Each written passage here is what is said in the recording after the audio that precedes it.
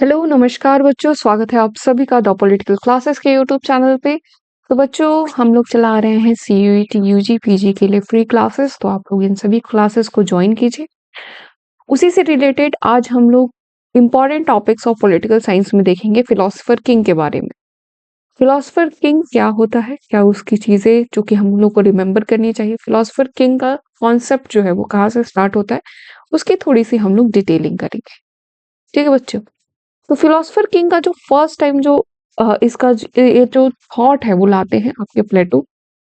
प्लेटो कहते हैं, जिसमें बात होती है कि राजा को कैसा होना चाहिए, जिसमें दार्शनिक फिलोसफर किंग एक्चुअली होता है दार्शनिक राजा।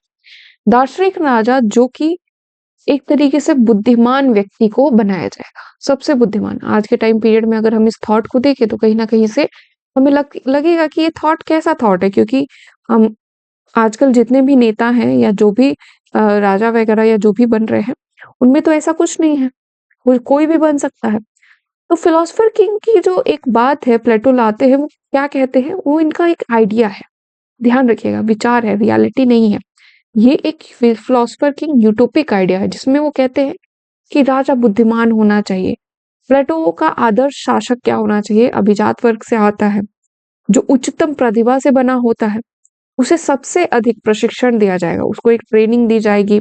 उसकी जन्म से लेके 50 साल तक की जो एज है, वो उस एज तक उसकी पूरी एजुकेशन, सब कुछ उसकी ट्रेनिंग होगी। ठीक है। This was training in the abstract discipline of mathematics, science and philosophy up to age to 35। उसको हर एक चीज की ट्रेनिंग दी जाएगी। जैसे बचपन से उसको उसको क्या कहते हैं, उसकी शारीरिक क्षमता पे जोर दिया जाएगा, फिर उसके उसके टेस्ट होंगे, फिर उसके बाद उसी तरीके से उसको आगे बढ़ाया जाएगा। उसको हर एक चीज का नॉलेज होगा, चाहे मैथ्स हो, एस्ट्रोनॉमी हो, हर एक चीज का नॉलेज उस व्यक्ति के अंदर होगा। ठीक है। उसको हर एक ट्रेनिंग दी जाएगी, अगर वो टेस्ट जो है वो क्वालिफाई कर लेता है तब।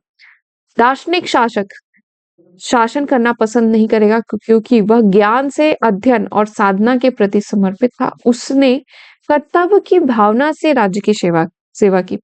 तो यहाँ पे प्लेटो क्या कहते हैं, प्लेटो कहने की बात करते हैं, बहुत ही इंपॉर्टेंट है।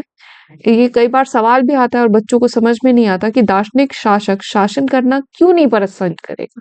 भाई, शासन आजकल कौन नहीं रूल करना चाहता, हर कोई चाहता है कि हम रूल करें, चाहे वो आपके पीएम मोदी हो, चाहे आपके राहुल गांधी हो, हर कोई रूल करना चाहता है, क्योंकि रूल करेंगे तो आपके पास पावर होगी।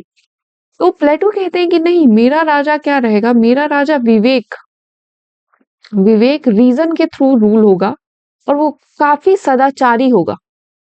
उसको कोई नहीं मतलब कौन क्या चल रहा है, कैसे क्या चीजें चल रही है, उसको कोई मतलब नहीं।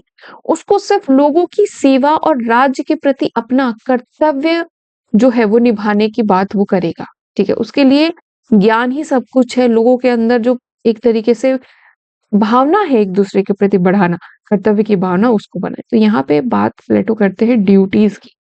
कहते उनका पूरा तरीके से अगर आप देखोगे तो ड्यूटीज पे बेस्ड था, कि हर व्यक्ति को अपने अपने कर्तव्य, अपने अपने काम टाइम पे करने चाहिए, ताकि जो गवर्नमेंट है वो अच्छे से अपना काम करे। Plato thought that anyone who wanted power was de facto unsuited for it. अब यहाँ पे प्लेटो अपना रीजन भी देते हैं कि जो व्यक्ति ज्यादातर पावर के पीछे भागता है या सत्ता के पीछे भागता है, जनरली वास्तव में वो उसका कोई उसकी उसकी जनता के प्रति सेवा करने का कोई वो आदर्श नहीं रहता। प्लेटो कहते हैं कि दार्शनिक राजा जनरली बना ही इसीलिए है ताकि हम उसको क्या कर सके, ताकि वो जनता की सेवा कर रहे, जनता के लिए सेवा कर सके। ठीक है। आज हम इसे एक नेता के चयन की एक अभिजात्य अलोकतांत्रिक प्रणाली के रूप में मान सकते हैं। सवाल कर सकते हैं कि क्या इस तरह का अमूर्त प्रशिक्षण किसी व्यक्ति को व्यवहारिक राजनीति के कार्य के लिए उपयुक्त कर सकता है कि नहीं। ठीक है। तो प्लेटो की ये जो थिंकिंग है फिलोसफर किंग की, काफी आइडियलिस्टिक है, यूटोपिक है।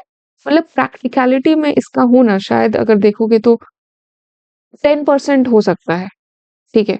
पर कोई भी ऐसा शासक नहीं है जो डिप्लोमेसी ना करे, जो कूटनीति के अनुसार कार्य ना करे, सिर्फ जो ड्यूटीज ही फुलफिल करे अपने अच्छे प्रकार से, सदाचारी रहे, तो उसका क्या करे, उसका सबसे काम होगा। एग्ज़ाम्पल आप ले सकते हो जवाहरलाल नेहरू, ठीक है? उन्होंने बहुत कोशिश की कि हम शांतिपूर्ण तरीके से कार्य करेंगे, हम विश्व शांति का मुद्दा वो लेके चल रहे थे, पर कहीं न कहीं से वो बहुत फ़ेल्ड होते हैं। उनको चाइना के थ्रू से भी बहुत ज़्यादा चाइना ने जब युद्ध कर दिया तो बहुत ज़्यादा उनको चोट पहुँचती है।